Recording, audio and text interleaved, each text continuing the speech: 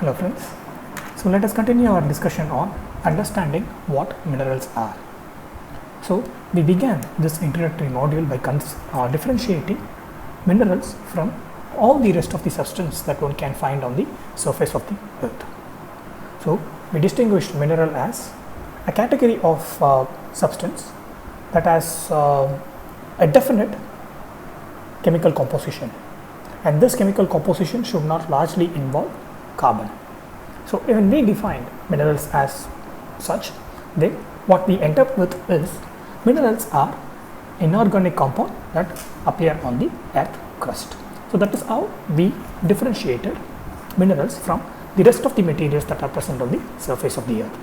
So other distinguishing feature that we largely dwelt on in the previous lectures was the minerals exhibit a long range arrangement of the atoms. So one of the distinguishing features that we focused largely on in the previous lectures is that the minerals exhibit a long range regular arrangement of the entities. So the reason we use the term entities is because we don't want to restrict ourselves to minerals wherein which are fundamentally comprised of atoms, but also they fundamentally comprise of ions. So that's the reason we largely use the term entity. So we spent significant amount of time on understanding what a long range is in terms of the arrangement of the entities in a mineral, and we saw also what a regular arrangement is. So when you have a long range regular arrangement, what you ultimately end up with is having a crystal, and generally the minerals can also be referred to as the crystals. In the previous lectures we saw that in addition to exhibiting or representing the regular arrangement, the long range arrangement of the entities within the crystal, this regular arrangement also it reflects itself, or it manifests itself on the surface of the mineral, and that's the reason why whenever you see an image of a mineral, you would see a definite face associated with it. You would see some sort of a faceted appearance to it, and that is primarily because the regular arrangement of the ions or atoms within the mineral, it manifests itself. So the way we arrived at this understanding is we began with a two-dimensional consideration. Rather, we focused ourselves on just a two-dimensional setup, and we defined what a lattice plane is. So whenever you have a regular arrangement of an entity over a plane, that is a two-dimension, we end up with a lattice plane, and the position of these entities in the lattice plane, we refer to it as the lattice point. And a local arrangement that reflects or that encompasses all the features of the regular arrangement of the atoms in a given plane, we refer to that as the unit mesh. Now in order to define this unit mesh, in order to characterize a regular arrangement of an entity in a two-dimensional plane, we just have to consider two vectors, the magnitude of the vectors and the angle between them. So we just have to consider the magnitude of the vectors and the angle between them. So by working around with this, we were able to establish 5 different unit meshes. So these unit meshes, when they are translated, we end up having the entire lattice plane, and this lattice plane is characteristic of a specific mineral or a specific crystal, and we arrive at this unit mesh just by considering the two vectors, that is the distance between the entities and the angle between them. Now this understanding we extended it to 3 dimension, and when we do so just by considering, so when we extended this understanding, all we need to do is add another vector, and by adding another vector, what essentially happens is you need to take into account an additional or 2 additional angles, because these angles is what captures the direction aspect of these vectors. So we ended up with having 3 angles, and in the previous lectures we saw that by working around or working on these angles, we will be able to realize 7 crystal systems. So this is what we have been seeing so far. Now in case of two-dimensional setup, because of this regular arrangement, we were able to identify certain symmetries, and those symmetries were also possible, or we also observed similar symmetries in the 3 dimension. So the approach we took to understand the regular arrangement is, we began with a simple 2-dimensional consideration. We studied all the relevant aspects in 2 dimension and extended it to 3 dimension. So we have lattice points which has a similar definition, and here the unit mesh is unit cell in case of 3 dimension. So whatever we call as unit mesh in 2 dimension, we call it as unit cell in 3 dimension. Now, because of this regular arrangement, we saw the crystals or the minerals, they exhibit a particular set of symmetries. They exhibit symmetries. They exhibit as the symmetries in the arrangement, the way these entities are arranged. So we saw 3 different symmetries for 2D, and we were also able to observe the same symmetries in 3D as well. So symmetries which are the product of the regular arrangement of the atoms, symmetries, these were also observed in 3D. We specifically restricted ourselves to 3 rather straightforward symmetries. One, translation symmetry, which is nothing but the repetition of the unit mesh or unit cell through the volume or through the plane, would render you the lattice plane or the entire lattice. So that is translation symmetry. We saw also there is reflection symmetry. So along a specific plane, which we call as mirror planes. So the reflection symmetry, it is not necessary that in all a plane we have to observe this particular symmetry, but along specific planes called mirror planes. So this is something that is really important. Along specific planes, when you consider or place a mirror, you will notice that a section of the motif or the unit cell or unit mesh in case of 2 dimension is the mirror image of the other section. This is what we refer to as the reflection symmetry, and again these are specific to the mirror plane, which will be different for different unit mesh or unit cell. So certain mirror plane that render you reflection symmetry in case of simple cubic will not render you reflection symmetry in case of tetragonal. So it is something that you need to understand. And in addition to that, we also saw there is a rotation symmetry, and again when you consider a specific axis of rotation,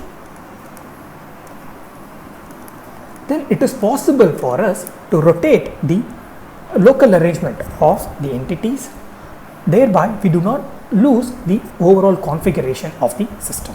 So even if you rotate the given local arrangement, given unit mesh or a unit cell, even though the position of the atoms or the ions might change, the overall configuration, say for instance, example, if you are considering cubic, the cubic would remain the same after a certain rotation or a certain degree of rotation. So this is what we refer to as the axis of rotation or rotation symmetry, and this rotation symmetry is also restricted by the axis of rotation. So supposing if you observe a 4-fold symmetry along a particular axis in cubic, the same symmetry or the same axis of rotation will not render you 4-4 symmetry in any other crystal system. So like the reflection symmetry, which is governed or dictated by the mirror planes, in case of the rotation symmetry, it is also dictated by the axis of rotation. For instance, if you consider tetragonal, along one axis of rotation there might be 4-4 symmetry, along the other axis of rotation there just might be 2-4 symmetry. So axis of rotation plays a critical role in introducing the symmetries, or they largely dictate the rotation symmetry in the unit cell, particularly in 3 dimension. So in the previous lecture, we wanted to talk about, or we wanted to introduce the difference between a crystal system and a crystal structure. So supposing we consider just the different vectors and the angles between them, how the different magnitude of these vectors relate to each other and the angle between them, they relate to each other. We have these 7 different crystal systems. Again, these crystal systems are the product of the interplay between the magnitude of the vectors. So we are just considering the vectors, the magnitude between them, that is A, B and C, and we are also considering the angle between them, that is alpha, beta and gamma. So we are just playing around with it, and we were able to identify, so depending on what is the relation between the magnitude of these vectors and the angle between them, we were able to identify 7 different crystal systems. Now the crystal structures are different from that of the crystal systems. because the crystal structures are specific to a mineral, because they are largely associated with, crystal structures are largely associated with the positions of the ions or atoms in the crystal systems. So a primary difference between a crystal system and a crystal structure is that the crystal system, it comes about, we were able to talk about, or we were able to realize or identify these crystal systems just in terms of these vectors and the angle between them. However, the crystal structures are defined largely based on the position of the entities, positions of the ions or the atoms. Now, when we consider the positions of the ions or atoms, these are the different crystal structures we arrive at. So, these seven crystal systems, they remain, but now that we are considering the positions of the atoms, certain crystal systems, they render additional crystal structures. Let me repeat, when you just consider the vectors and the angle between them, you have this 7 different crystal structures, or rather, pardon me, 7 different crystal systems. When you just consider the magnitude of the vector and the angle between them, you just have 7 different crystal systems. However, when you want to consider the position of the entities where the atoms or ions are being placed, then these crystal systems are not sufficient. So we need to consider the positions. When you need to consider the position, we have to get into the crystal structures. So when you do that, your crystal systems still remain, but certain crystal system, they offer additional crystal structures. So just by considering the positions of the ions or atoms, you are now able to identify certain crystal structures. For instance, this is just a primitive crystal system. This is a primitive cubic crystal system. And now if you consider an atom, at the center of it, you end up having body-centered crystal structure, because the only factor or only difference between this here and this here is this position of the atom. So therefore, when you are including or considering the position of the atom, then it is no longer a crystal system but a crystal structure. And similarly, if you consider the position of the atom here, here, here, here and here, you end up having face-centered cubic crystal structure. So what it essentially is that now again, by considering the positions of the atom, you were able to deduce, or you were able to arrive at a crystal structure from a simple cubic system. And the same goes for tetragonal. So the difference between these two is that you are now considering the atom or an entity or an ion at the center of the tetragonal. So that's ultimately then you end up having a body-centered tetragonal structure. And similarly, you have orthorhombic crystal system, a simple orthorhombic crystal system. And then now when you include the positions of the atoms, when you consider the positions of the ions or atom, you end up having body-centered, wherein the ion is placed at the center of the orthorhombic, base-centered, wherein the ions are placed at the bases. So this is where the ions are placed or atoms are placed, and you have face-centered like that of what you observe in case of face-centered cubic. And the same is observed in case of monoclinic, wherein monoclinic is just a crystal system, it's a simple monoclinic system. And now by considering the position of the atoms, you end up having a base-centered monoclinic. So let me repeat, in case of the crystal systems, what you ultimately consider is just the vectors, magnitude of it and the angle between them. You don't consider explicitly the position of the atoms.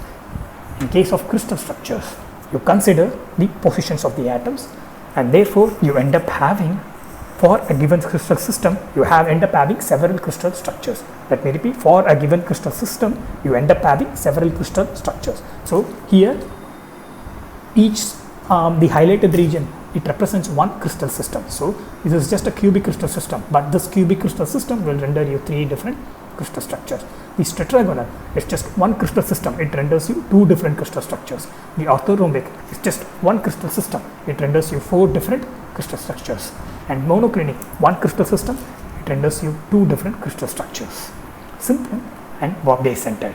So this is what, or this is the difference between a crystal system and a crystal structure. You come about, or you build a crystal structure from a crystal system by considering the positions of the entities.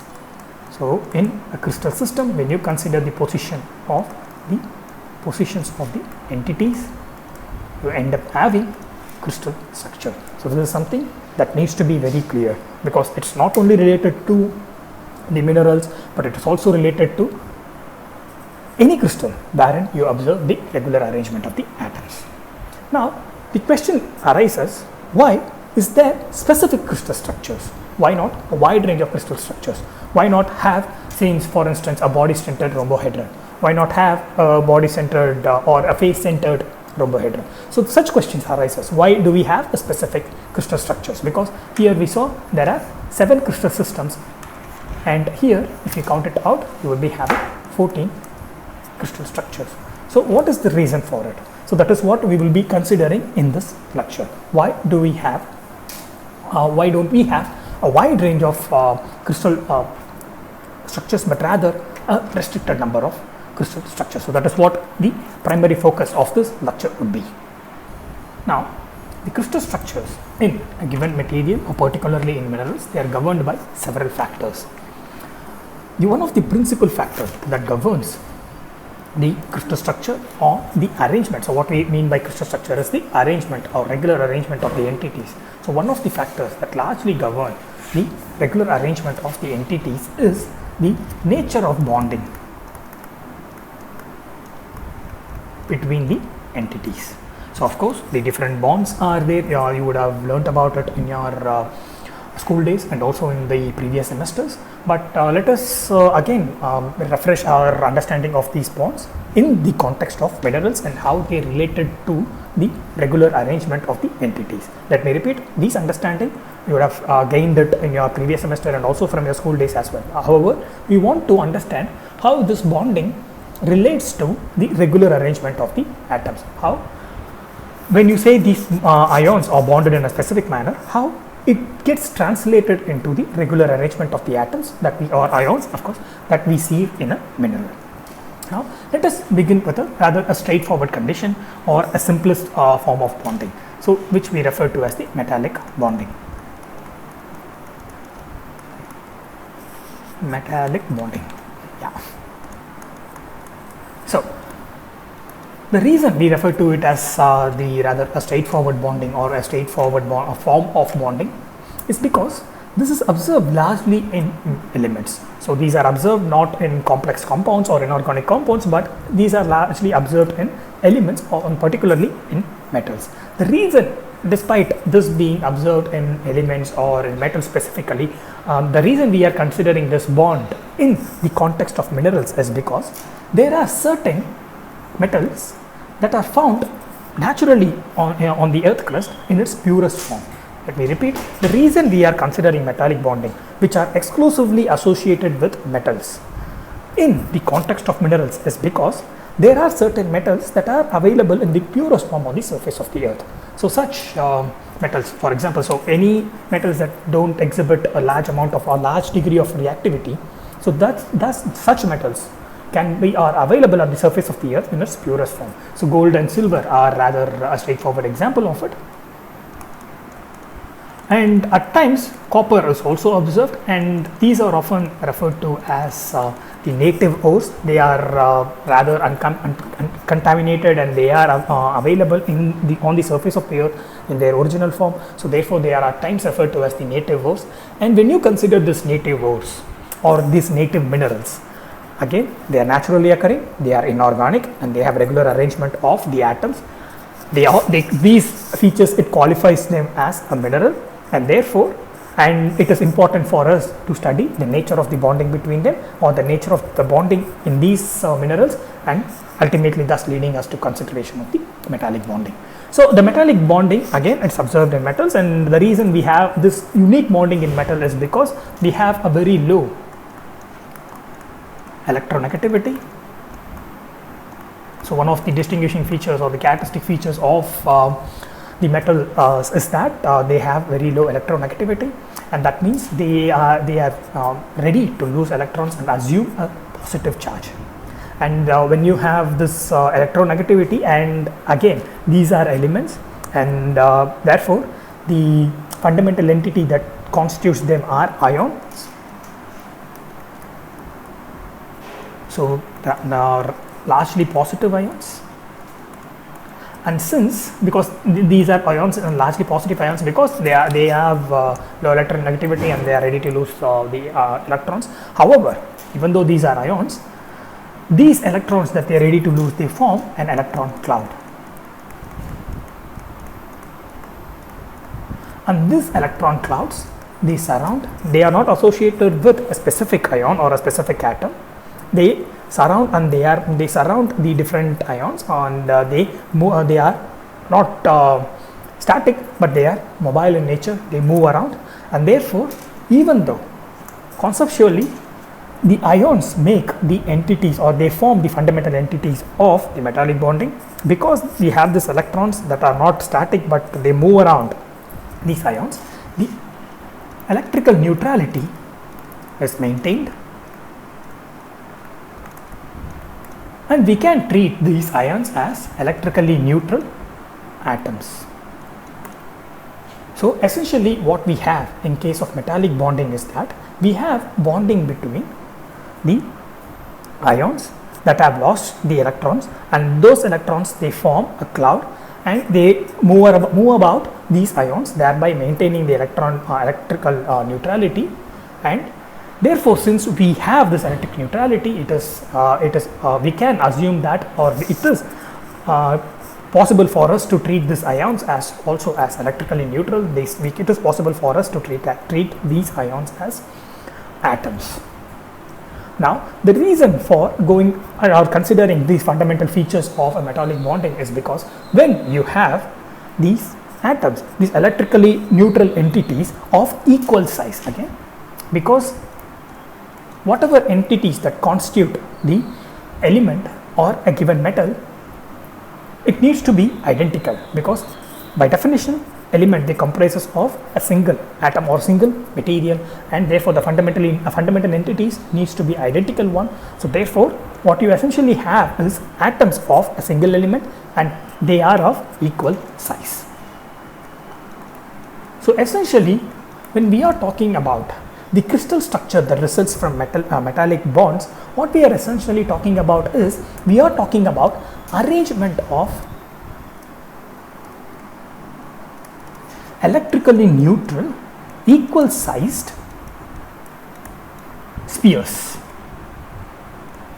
So this is what our relevance to understanding the bonding is. So the reason we want to understand the different bonds is because we want to understand how these bonds influence the arrangement of the atoms in crystals. So now we began by considering a simple metallic bonds, because metals in their native forms are available on the surface of the earth, thereby making it a mineral, and therefore we are considering it in the context of mineral. Now when we consider metallic bonds, there are certain characteristic features associated with it. Since metallic bonds are observed in pure elements, we have a single atom that is that forms the entire crystal or entire lattice space. And since these atoms, they are of equal size, and they also have the electric neutrality, because we have the electron cloud surrounding it, we then thereby rendering it an electric neutrality. Essentially what we are talking about is the arrangement of these spheres. And since we are talking about the arrangement of the spheres, essentially we have the closed packed arrangement of these spheres. So when we are considering the bonding, that is, or the arrangement that is rendered by metallic bonds, we are considering the arrangement of these spheres. And now when you consider the arrangement of these spheres, now when you visit a shop or when you visit a fruit market, you would see that there is a certain way of arranging these spheres. So when you consider buying an orange, or consider the way in which the orange is arranged in a fruit shop, you would notice that there is a specific way for these oranges to be arranged in a way or in a manner such that they are balanced in themselves. So they have a certain position and they are balanced in themselves. So those arrangements is what leads ultimately to these close packed arrangements. And we have similar condition in metallic bonding. Like in case of these oranges, what we have is electrically neutral, equal sized or more or less equal sized spheres. We have similar condition in case of metallic bonds. So So in other, you have similar conditions, though the spheres, the fundamental entities are electrically neutral. So you don't have to be worried about maintaining the electric neutrality of the crystal. And secondly, they are equal size spheres. So we don't have to worry about compacting these spheres in a lower energy configuration. Those things the system need not be worried about. So essentially what we have is equal size spheres of electrical neutrality. So essentially this condition is what it leads to the closed packed arrangement of these metallic bonds. So the nature of the entities that are associated with the metallic bonds, which is particularly the electric neutrality and the equal size sphere, ultimately leads to the closed packed regular arrangement of the atoms in minerals that exhibits metallic bond. So they are electrically neutral and they are equal sized. Therefore, we can treat them as spheres. So largely we just have to consider the geometrical aspect of arranging this equal sized electrically neutral spheres, and when we consider the geometrical aspects of arranging these spheres, you end up having closed packed system. And we have seen different closed packed systems when we consider the different crystal structures and the crystal systems. So therefore, when you have a mineral that adapts adapts metallic bonding, then you have to then essentially all you need to consider is the arrangement of these spheres or the arrangement of these atoms, and generally they would exhibit a closed pack arrangement. Now it is important for us to note that since these are electrically neutral, we don't have to worry about the specific angles between, or we don't have to be worried about how these arrangement of these spheres needs to be oriented, meaning we do not have to be worried about if these spheres need to be oriented in a specific manner in order to ensure the overall electric neutrality of the crystal. So this will be an interesting factor when we consider the entities which are not electrically neutral. Here in case of metallic bonds, the entities that constitute the mineral are electrically neutral. Even though these are ions, since we have electron clouds surrounding them, they can be treated as electrically neutral. However, when we move away from metallic bonds and we consider other bonding, it is important for us to understand that these entities have specific electric charge associated with them. However, in case of metallic bonds, since we are dealing with electrically neutral equal sized spheres, we don't have to worry about the directional placement of these spheres or of these entities. We don't have to be worried about specific position of the entities in order to ensure the electric neutrality of the entire crystal. So electric neutrality in case of metallic bonds are inherently maintained. So you don't have to be worried about the electric neutrality of the entire sphere. So therefore, the technical term for representing or mentioning or expressing this feature of the metallic bonding is that the metallic bonds are rather not directional.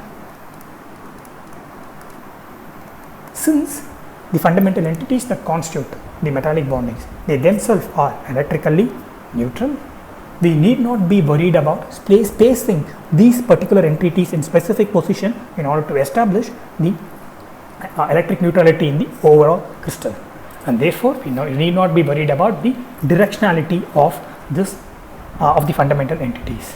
So this is one of the characteristic features of metallic bonding. So metallic bonding, what we have is we have electrically neutral atoms or electrically neutral entities, and they are equal sized, and therefore they can be arranged, or only you need to render a geometrical consideration for their arrangement, and when you do so, you end up having a closed pack arrangement of the atoms. And since they are inherently electrically neutral, we don't have to be worried about specific positions of the atoms to maintain the electric neutrality of the entire crystal.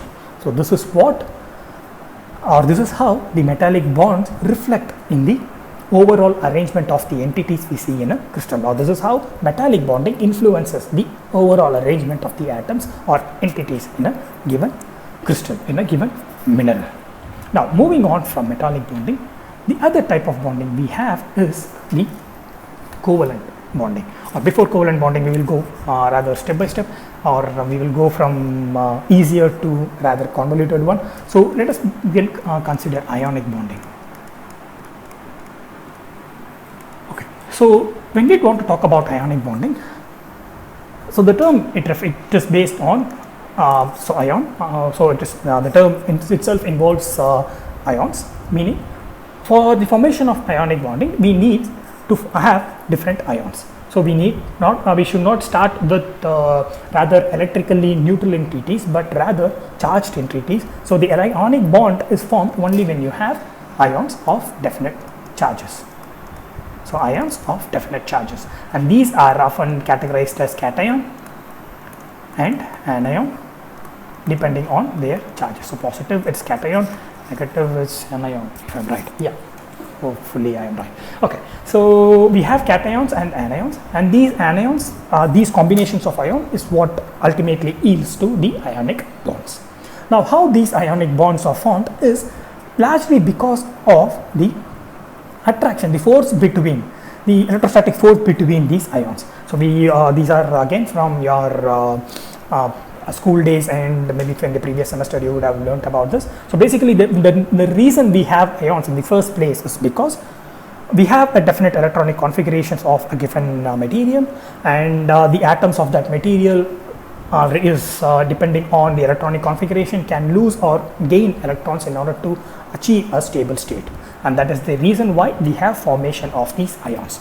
So the atoms of a given material, it wants to achieve a stable electronic configuration. For that it can either lose electron or gain electron, so thereby leading to the formation of ions.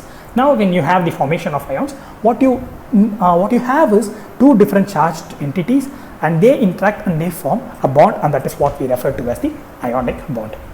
Now when you have entities or charged entities of two opposite charges, what you have is a force of attraction.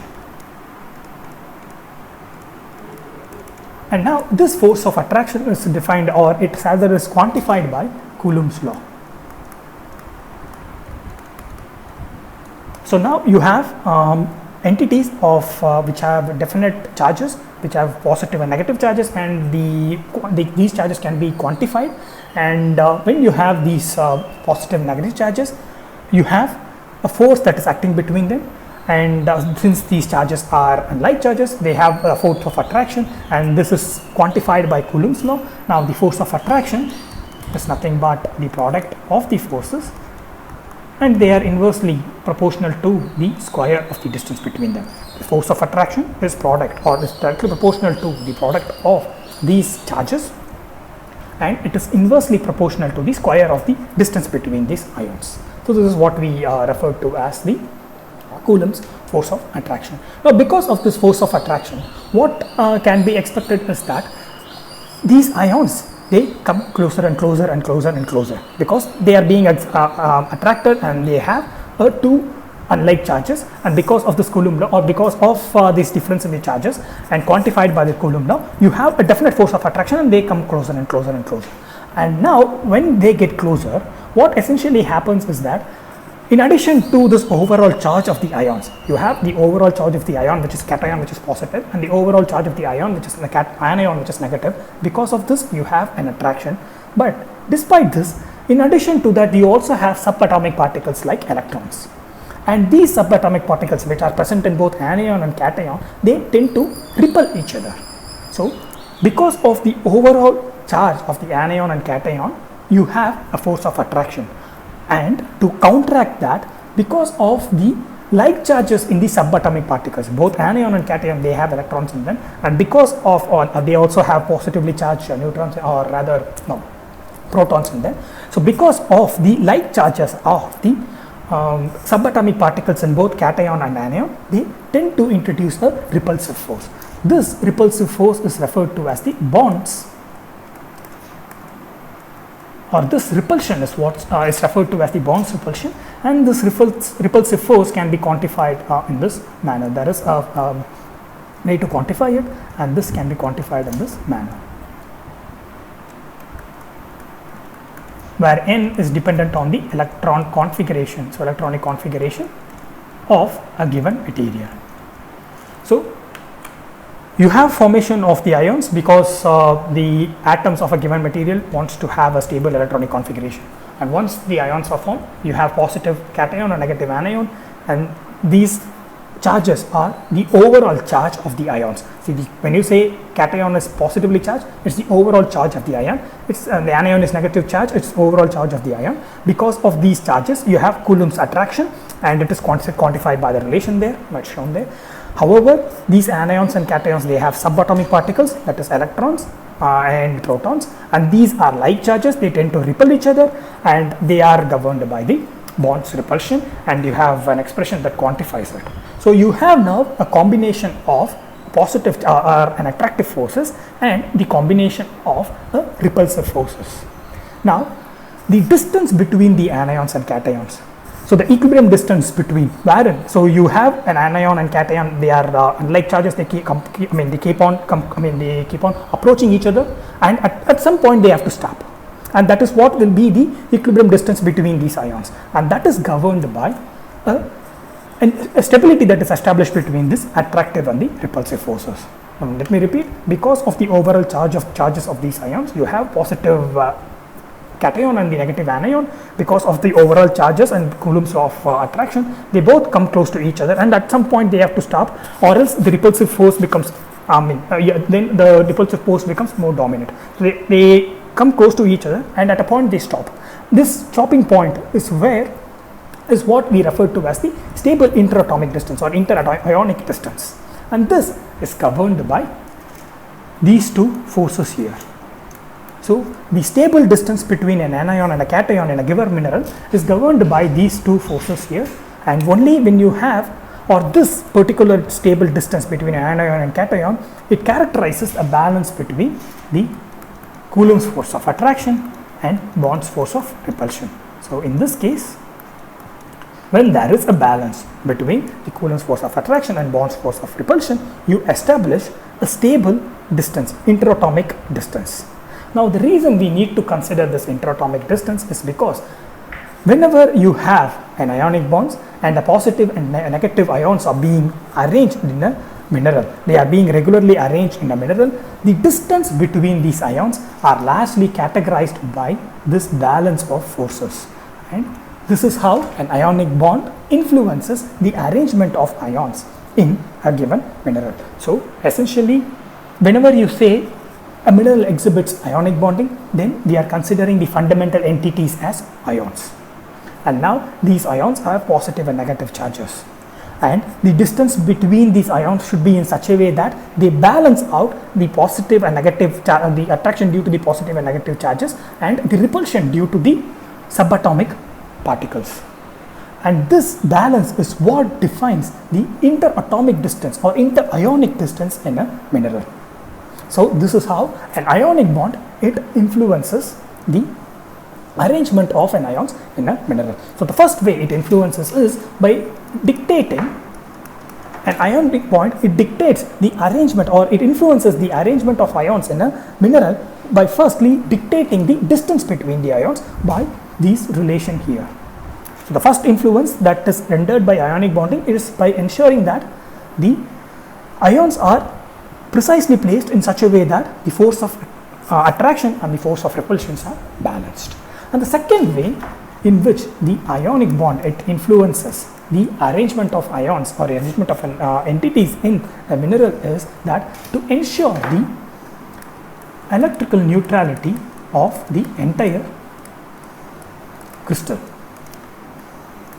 So we saw in case of metallic bonds, what we have is the fundamental entities, the atoms or the ions that constitute the metals, they are inherently electrically neutral because of the cloud of electrons that surround them.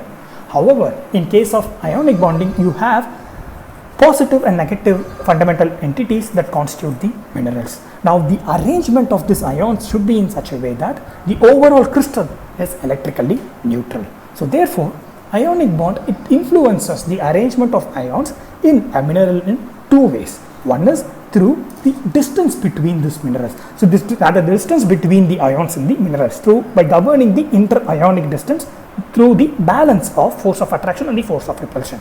And secondly, the other way, the ions, or rather the ionic bond, influences the arrangement of ions in a mineral is by ensuring the overall arrangement or the overall crystal is electrically neutral. So these are the two ways in which ionic bond influences the nature of bonds, particularly the ionic bonds, influences the arrangement of ions in a crystal.